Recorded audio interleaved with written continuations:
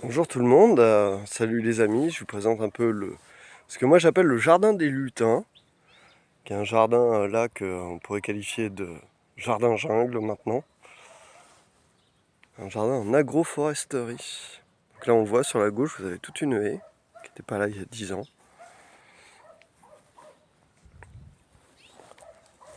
Là on a un magnifique saule dans lequel pousse, là on peut le voir, de la brionne, sur le côté il y a de la verge d'or, il y a des orties dedans. Il y a un rosier qui pousse à l'intérieur. Là, on a du romarin, de la tanaisie, du peuplier,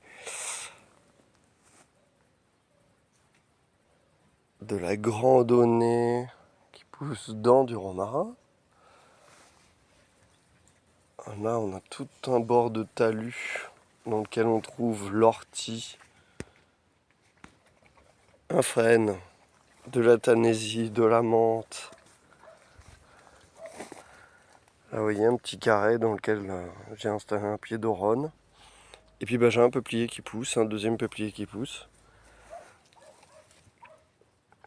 De la mélisse dedans.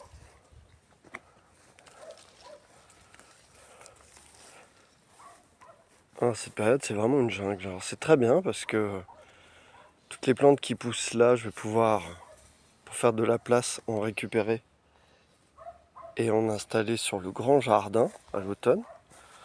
Donc là, on voit la magnifique guimauve avec un peuplier. Là, on a une superbe cardère, cabaret des oiseaux. Derrière, vous apercevez Rosa centifolia, la rose de Grasse, donc lui qui va être bouturé. Là encore, on a un romarin. Je vous emmène un peu plus loin, que vous voyez. Donc là, là vous avez un superbe peuplier qui est une bouture à la base, que je taille chaque année.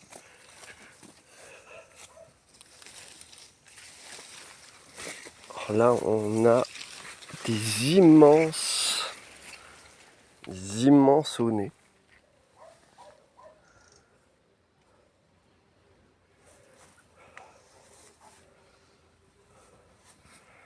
On va passer de l'autre côté du jardin que je vous montre un petit peu. Donc là, on est sur la partie supérieure,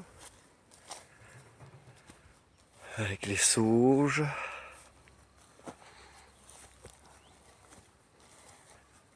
Donc, je m'amuse à tondre, si j'ose dire, que les allées, pour pouvoir... Voilà, là on a de l'origan que je cueille. Dedans, vous avez un frêne qui s'est installé. Là, vous avez les artichauts qui ont été en fleurs et qui vont repousser. Encore un autre frêne. À partir du moment où vous avez des arbres, les arbres attirent les arbres. On a des superbes sauges arbustives. Là, c'est l'arrière du jardin où j'ai planté encore des... On les voit pas bien, mais là, il y a des sureaux. Encore un autre rosier. Encore un autre rosier. Là, on a un magnifique chêne au-dessus. On va terminer juste ce petit tour que je vous montre le bassin. Alors, vous voyez, là, on a aussi de la mélisse qui pousse au pied des artichauts. Là, on a encore de la mélisse. Quand je vous disais que les arbres amènent des arbres, là, on a encore un bébé frêne. Il y a même des arbres comme ça que je vais pouvoir récupérer, des jeunes arbres, arbustes, pour installer sur le grand jardin. Là, encore une fois, l'aunay qui s'est installé. Dès que vous laissez la nature faire, la nature, elle s'installe. Pas besoin de nous, vraiment, pour faire son travail.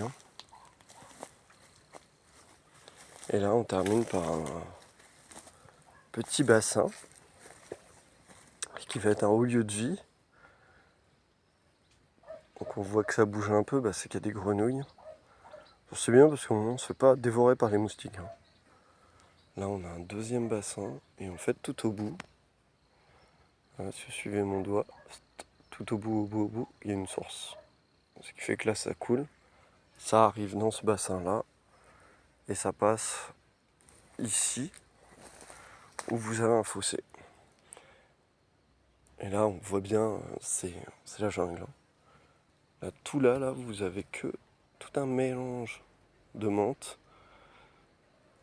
Ce qu'on voit là, au fond, un peu, ce sont des consoudes. Et là, il y a tout un mélange de menthe, d'ortie, de mélisse, tout mêlé sous le chêne. C'est magnifique. Là, vous avez un magnifique saule, marceau. Et à l'automne, eh ben, je fais un petit peu de tri. J'installe des choses au grand jardin. Je démarie. Je fais de la place aussi, hein, parce que faut aussi que je puisse passer, parce que l'idée c'est de faire. Je fais aussi visiter ce jardin-là, donc l'idée c'est aussi de le faire visiter. Et donc à ce moment-là,